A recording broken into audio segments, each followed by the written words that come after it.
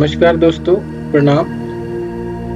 मैं ऋषिपाल शर्मा, प्रधानाचार्य जिला शिक्षा एवं प्रशिक्षण संस्थान नाहन। आज आपके साथ हर घर पाठशाला के भूगोल विषय की 11वीं कक्षा में शामिल हूँ। 11वीं कक्षा के विद्यार्थियों का यूनिट 4 चैप्टर 9 में स्वागत है। दोस्तों, आज हम जिस विषय पर अध्ययन करेंगे वो आपके जो वर्तमान में चैप्टर चला हुआ है, solar radiation, heat balance and temperature, उसी का एक अंग है।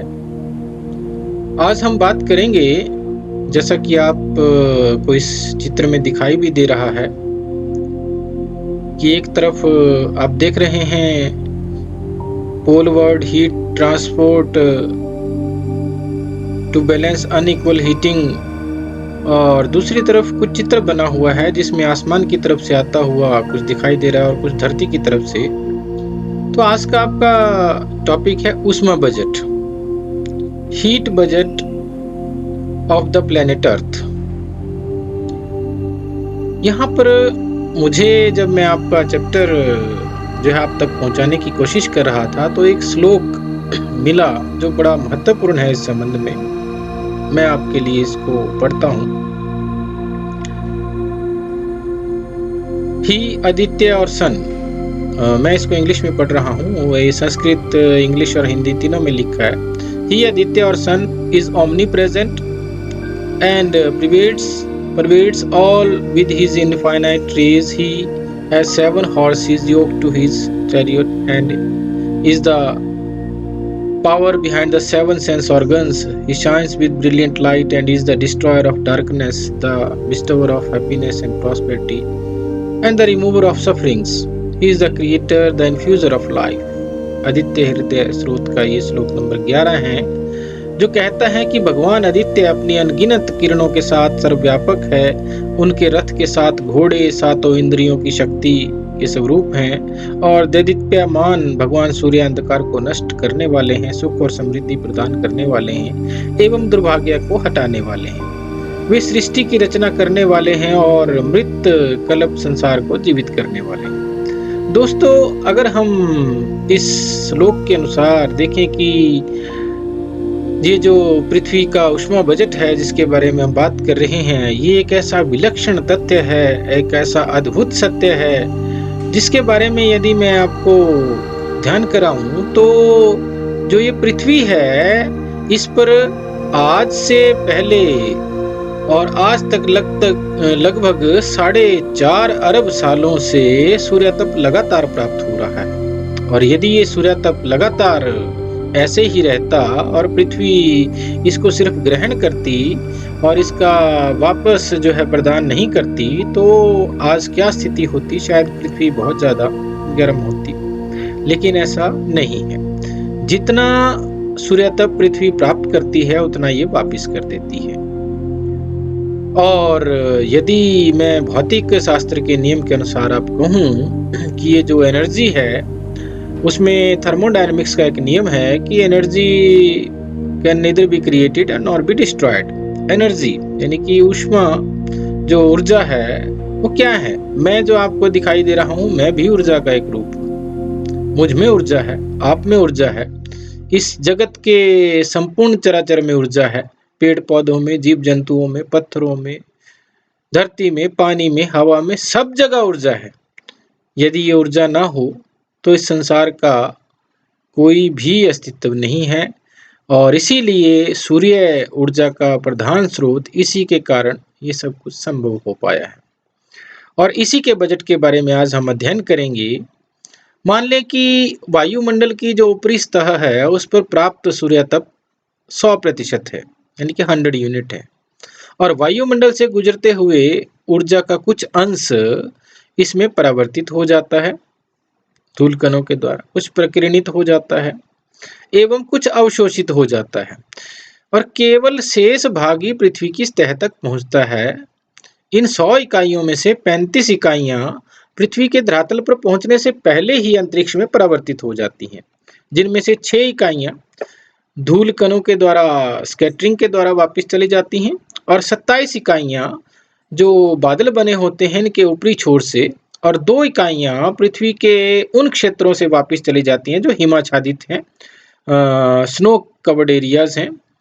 और सौर विकिरण की इस परिवर्तित मात्रा को, जो कि पहले ही चली गई, इसको पृथ्वी का अल्बिडो कहते हैं, जो कि 35% है। यानी कि 35 इकाइयां ये जो वापस गई, इसको पृथ्वी का अल्बिडो कहते हैं। इस चित्र में आप ध्यान से देखिए, यहाँ 2 चित्र हैं, एक लघु तरंगों के द्वारा सौर विकिरण और दीर्घ तरंगों के द्वारा पृथ्वी का विकिरण। यहाँ पर एक चीज समझने वाली है कि सौर विकिरण यानी कि इंसोलेशन, इनकमिंग सोलर रेडिएशन, और जो पृथ्वी का विकिरण है वो भौमिक विकिरण है। ये दोनों बराबर हो जाते हैं, 100 यूनिट आई और 100 यूनिट गई।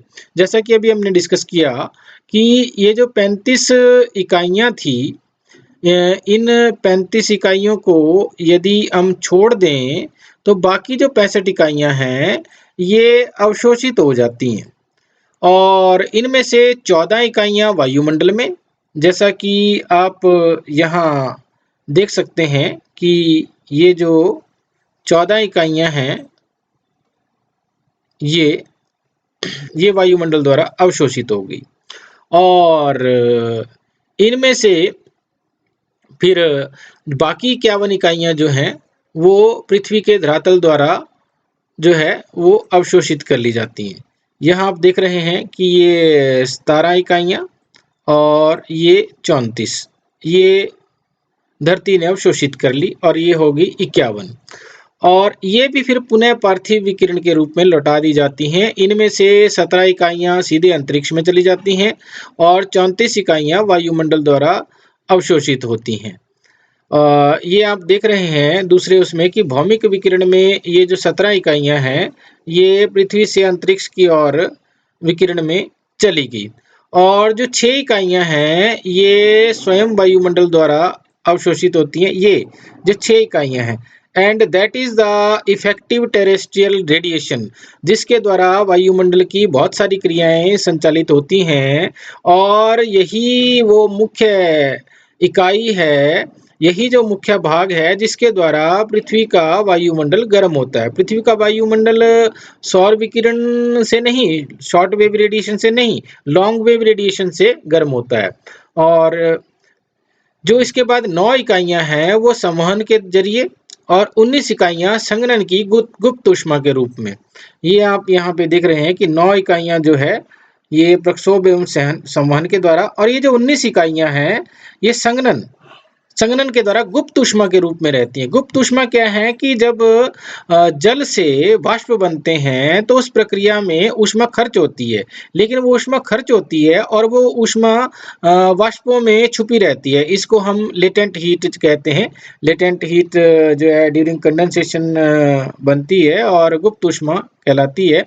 और वायुमंडल के द्वारा फिर 48 इकाइयों का अवशोषण होता है।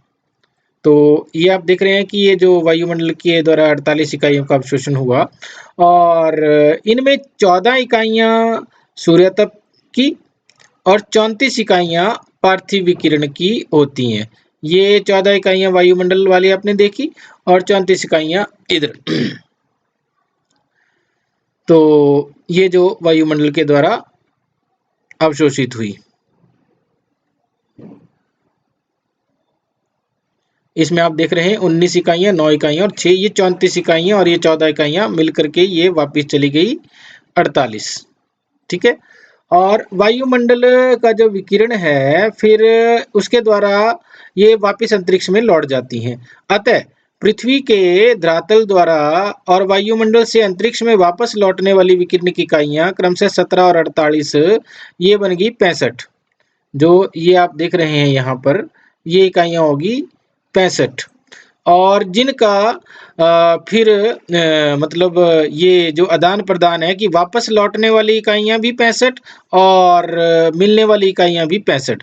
तो ये जो इनका संतुलन है, इसके कारण ही हम ये कह सकते हैं कि जो सूर्य से प्राप्त हुई उतनी ही ऊष्मा जो है वापिस जो है पृथ्वी ने भेज दी। यही पृथ्वी का ऊष्मा बजट है और पृथ्वी का ऊष्मा संतुलन है, जिसके कारण पृथ्वी ना तो बहुत अधिक गर्म हो जाती है और ना ही बहुत अधिक ठंडी होती है। So now we can say that the earth as a whole does not accumulate or lose heat. It maintains its temperature, and this can happen only if the amount of heat received in the form of insolation, that is incoming solar radiation, equals the amount lost by the earth through terrestrial radiation. So received units are 100 and returned unit are also 100. So the heat balance is perfect, but इसमें एक चीज है जो variation है उसको हम आगे देखते हैं। अभी हम दोहराते हैं अल्बिडो ऑफ द अर्थ। कितना है अल्बिडो ऑफ द अर्थ? ये 35 यूनिट है। The reflected amount of the radiation is called the albedo of the earth. यदि हम इसको और विस्तार से समझें कि यदि सूर्य से जो हमें प्राप्त वायुमंडल है, तो सूर्य से जो पृथ्वी के वायुमंडल पर हमें प्राप्त होने वाली कुल ऊष्मा है वो 100 है। तो इसमें से 35 पृथ्वी के धरातल पर पहुंचने से पूर्व ही अंतरिक्ष में परावर्तित हो जाती है, रिफ्लेक्टेड हो जाती है। इसमें से 27 जैसा मैंने बताया कि बादलों के ऊपरी छोर से, 6% धूल कणों के द्वारा और 2% जो है वो पृथ्वी के हिमाच्छादित क्षेत्रों से जो चली जाती है वापिस। तो सौर विकिरण के इस परावर्तित मात्रा को हम एल्बिडो कहते हैं। आपके पास प्रश्न आ सकता है कि what is the albedo of earth, right A short note on the albedo of the अर्थ। तो आप इस प्रकार से इसको विस्तार से लिख सकते हैं। यदि आता है कि कितना है तो आप बता सकते हैं कि ये 35% है। तो जो वेरिएशन है इसमें, variation in the net heat budget of the earth surface, जो अगर हम अक्षांशीय वितरण देखते हैं इसका, तो जो ये आप देख रहे हैं मतलब यहाँ 40 डिग्री नॉर्थ और 40 डिग्री साउथ, इसके बीच में जो ट्रॉपिक्स हैं उनमें हीट सरप्लस है। सरप्लस मीन्स अधिक है, और जो ध्रुवीय क्षेत्र है वहां पर हीट डेफिशिएट है। दोनों तरफ वहां पर कम इंसुलेशन प्राप्त होती है, और ऐसा इसलिए होता है क्योंकि हमने पृथ्वी का जो आकार देखा है वो अपने आप में, जैसा हमने पढ़ा जियोड, लेकिन ये मध्य से थोड़ा जो है फैलाव में है, और जो सूर्य तप है वो सीधा जो है वो इस तरह से मतलब इन क्षेत्रों में पड़ता है जो कि ग्लोब के एक क्षेत्र है। तो ये वाला भाग अधिक सूर्य तप प्राप्त करता है, और इसी तरह से नेट हीट गेन जो है वो इक्वेटोरियल एरिया में और ट्रॉपिक्स में ज़्यादा है। तो फिर ये हीट बैलेंस होता कैसे है? इक्वेटर से और पोलर एरियाज की तरफ जो है कुछ एक ऐसा प्रक्रम बनता है जो कि इस हीट को बैलेंस कर देता है। तो पोलवर्ड हीट का ट्रांसपोर्ट होता है, वो कैसे होता है? वो होता है transport bye winds and ocean currents. जो पवनें चलती हैं और जो ओशियन करंट्स हैं, महासागरीय जो धाराएं हैं, उनके द्वारा ये हीट बैलेंस होता है। और यदि ये बैलेंस नहीं होता तो क्या होता? Equator would be hotter and polar would be much colder without this transport. So ये बहुत ज़रूरी है, और ये हीट का जो ट्रांसफ़र है, यही नहीं ऊर्जा का जो पूरा ट्रांसफ़र है, तो ये बहुत ज़रूरी है। ऊर्जा जो है अपने एक स्वरूप से दूसरे स्वरूप में जाती रहती है। तो मुझे पूर्ण विश्वास है कि आपको ये चैप्टर जो है कुछ कुछ समझ आया होगा। आप अपने उसमें इसका एक डायग्राम बना सकते हैं, जो ये पिछले चित्र में हमने देखा इस प्रकार से कि लघु तरंगों द्वारा सौर विकिरण और दीर्घ तरंगों द्वारा पृथ्वी का विकिरण। तो इसके साथ ही आप इसमें प्रश्न जो है याद कर सकते हैं कि पृथ्वी का ऊष्मा बजट क्या है, पृथ्वी का अल्बिडो क्या है, और जो इसमें हम की जो नेट हीट बजट है उसमें क्या वेरिएशन है। तो इस प्रकार से ये प्रश्न बनेंगे। तो इसी के साथ मुझे लगता है कि आप सभी जो है इसको ठीक ढंग से समझेंगे।